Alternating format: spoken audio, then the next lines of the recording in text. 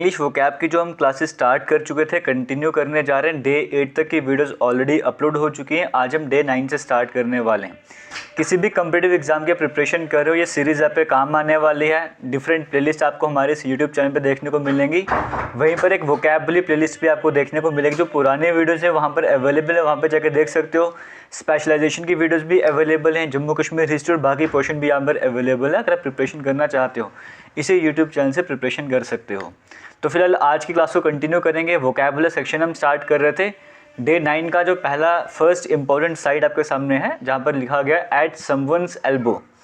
अब ये ईडियम है और आज की इस वीडियो में जितने भी आपके सामने वोकैबुलरी स्लाइड्स आएंगे, चाहे वो ईडियम फ्रेजेस हो, और आज मैं एक एडिशन भी करूँ, वन वर्ड सब्स्टिट्यूशन भी यहाँ पर लेकर आया हूँ। चाहे वन वर्ड सब्स्टिट्यूशन है, सिनोनिम, एंटोनियम है, ये सभी एग्जाम में पूछे गए हैं। तो सभी रिपीटेडली एग्जाम में पूछे जाते हैं और कुछ ऐसे जो रिपीटेडली पूछे गए, कुछ नहीं पूछे गए, बट एटलीस्ट एक बार एग्जाम में पूछे ही गए। तो वो क्वेश्चन आपके सामने ला रहा हूँ। सबसे पहले आपके सामने है एट समवन्स एल्बो, और कभी कभी लिखा होता है एट वंस एल्बो। इसका मतलब क्या रहने वाला है? एट समवन्स एल्बो का मतलब है, जैसे यहाँ पे आपको स्क्रीन में इमेज भी देखने को मिल रही है, ऐसा बिल्कुल भी नहीं है। समवन्स एल्बो का मतलब है किसी का साइड देना, है ना। किसी की, जैसे कई बार होता है चापलूसी करने को लोग को भी हम ऐसा बोल देते हैं, या वंस एल्बो बोले किसी के करीब होना, उस तरीके से भी हम यूज़ कर सकते हैं। ठीक है, तो एग्जाम में जो पूछा गया था वो एट समवन्स एल्बो था और ऑप्शन कई सारे थे, वहाँ पे एट समवन साइड, ये आपको करेक्ट करना था। जैसे एग्जाम्पल लिखी हुई है, his assistant is always at his elbow. उसके जो असिस्टेंट है वो हमेशा उसके साइड ही देना असिस्टेंट ने, सिंपल सी बात है। तो वहाँ पर हम क्या यूज़ कर रहे हैं? At someone's elbow. ये कंसेप्ट क्लियर हुआ? अगर क्लियर हुआ, ईडियम फ्रेजेस की कैटेगरी थी, पहली इंपॉर्टेंट स्लाइड क्लियर हो गई है। चलते सेकंड इंपॉर्टेंट स्लाइड की तरफ। यहाँ पर आपके सामने है हॉब्सन्स चॉइस। हॉब्सन्स चॉइस की बात करेंगे, ये बड़ी इंपॉर्टेंट है। ये कई बार एग्जाम में पूछा गया है और ये रिसेंटली सीजीएल का एग्जाम हुआ था, वहाँ पर भी पूछा गया था। हॉब्सन्स चॉइस की बात करेंगे, जैसे यहाँ पे लिखा given two options there is only one choice, या नो चॉइस एट ऑल। इसकी सिंपल सी कहानी समझ लो क्या है, फिर आपको सब कुछ क्लियर हो जाएगा। ये हॉब्सन्स चॉइस की बात करेंगे, आदमी था, उसका नाम तो हॉब्सन हुआ करता था। वो मतलब जैसे बोलते ना अस्तबल घोड़े, हॉर्सेस की बात करेंगे, तो वो बेचा करता था, बेचने का काम किया करता था। उसके पास 40 के करीब हॉर्सेस हुआ करते थे। और जिसको भी घोड़े पसंद है, किसी काम के पर्पज़ से भी घोड़े खरीदने जाना है, क्योंकि उस टाइम पे क्या था, वो कहीं पे भी ट्रैवल वगैरह करना, मूवमेंट करें, कार वगैरह है नहीं, घोड़ों को यूज़ करा जाता था।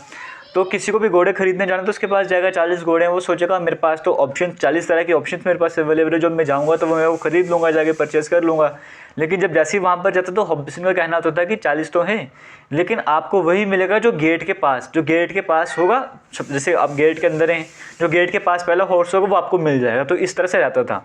तो एक तरीके से आपके पास 40 तरह की चॉइसेस हैं, बट दूसरे तरीके से देखा जाए तो आपके पास कोई चॉइस है ही नहीं है। तो इस तरह की सिचुएशन में हम क्या यूज़ करते हैं? Hobson's choice. मतलब आपके पास वैसे तो ऑप्शंस हैं लेकिन चॉइस कोई है ही नहीं है, यानी कि पैसिव भी कैसे तो फ्री चॉइस तो है लेकिन कोई अल्टरनेट भी नहीं है। एग्जाम्पल से और क्लियर हो जाएगा। It's Hobson's choice for Rachin, if she doesn't agree with the new policy she will have to resign from the post.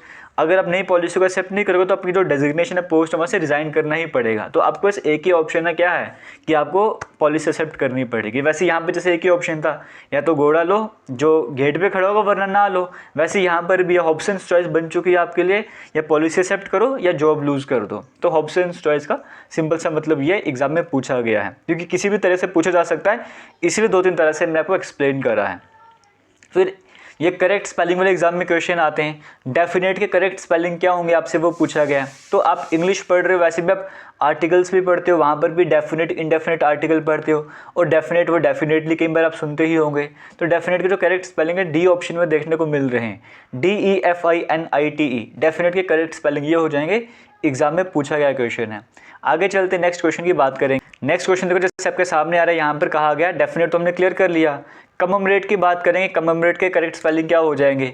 4 तरह के ऑप्शन आपको देगा, बट याद रखिए COMM फिर EMORAT, कममरेट के स्पेलिंग ये करेक्ट हो जाएंगे। जैसे किसको श्रद्धांजलि देना, तो वहाँ पे हम कममरेट वर्ड यूज़ क्या करते हैं। तो इस तरह से भी एग्जाम में पूछा गया था, आपको पता होना चाहिए करेक्ट स्पेलिंग आपसे पूछे गए थे। आगे चलते नेक्स्ट ऑप्शन की बात करेंगे, ये वन वर्ड सब्स्टिट्यूशन है, वहाँ से एग्जाम में पूछा गया था क्वेश्चन।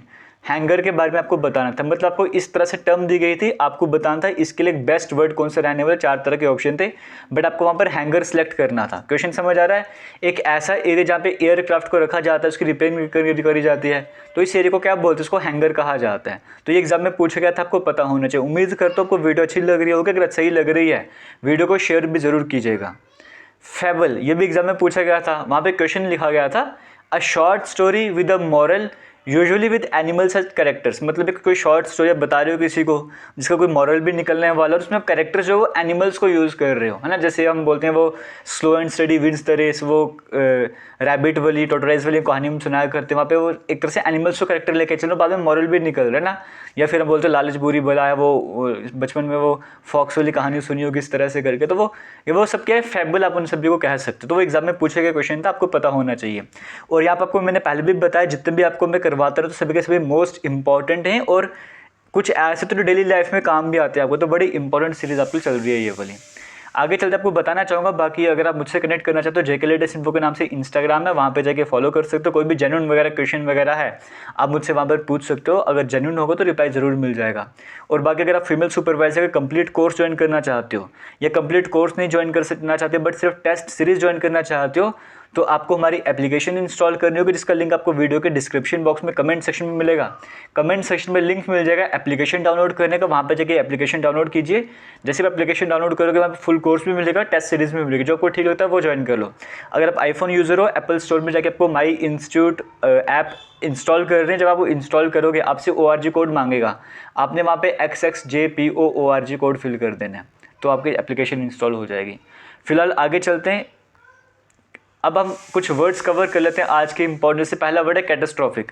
अब ये कैटास्ट्रॉफिक भी एग्जाम में पूछा गया क्वेश्चन है, इसका सिनोनिम समझ लो। सिनोनिम होता है डिस्ट्रक्टिव, कोई भी चीज़ डिस्ट्रक्टिव है हम कैटास्ट्रॉफिक उसके लिए यूज़ कर सकते हैं। अनफॉर्चुनेट है, परनिशियस, डेंजरस कुछ भी हो रहा है, कैटास्ट्रॉफिक सिचुएशन है, परनिशियस सिचुएशन हम ऐसे बोल सकते हैं।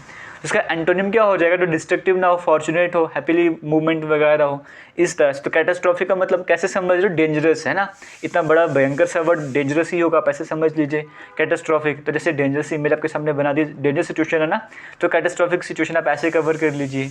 इसी के साथ साथ और भी कुछ इंपॉर्टेंट वर्ड्स हैं वो भी कवर कर लेते हैं। ये एग्जाम में आए हुए हैं, आज की सारी इंपॉर्टेंट स्लाइड्स हैं और सभी एग्जाम में पूछे गए क्वेश्चन हैं। नेक्स्ट इंपॉर्टेंट आपके सामने वर्ड आ रहा है स्लगिश।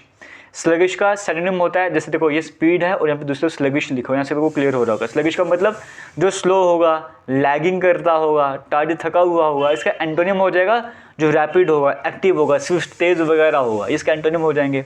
तो इसमें एग्जाम में इसका एंटोनिम पूछा गया था, और जो कम इसकी मैं बात करूँगा कैटास्ट्रॉफिक की बात करेंगे, इसका सिनोनिम पूछा गया था। तो मैं आपको दोनों सिनोनिम एंटोनिम दोनों बता रहा हूँ, एग्जाम में किसी भी तरह से आज आप आराम से कवर कर सकते हो। फिलहाल आज की इंपॉर्टेंट साइड हमने कवर कर लिया, और फीमेल सुपरवाइजर के जितने भी एस्पिरेंट्स हैं आप लिए स्पेशल टेलीग्राम ग्रुप बनाया हुआ है जेके एसएसबी फीमेल एस्पिरेंट्स के नाम से, उसका लिंक आपको मैं प्रोवाइड कर दूंगा वीडियो के कमेंट सेक्शन में। वहाँ पर जाकर टेलीग्राम ज्वाइन कीजिए, वहाँ पर आपको PDF मिलते रहेंगे। पहले भी PDF प्रोवाइड करें, ये सारे PDF भी वहाँ पर मिलते रहेंगे। फिलहाल वीडियो को शेयर कीजिएगा। थैंक यू एंड जय हिंद। वीडियो का एंड करने वालों यहाँ पर।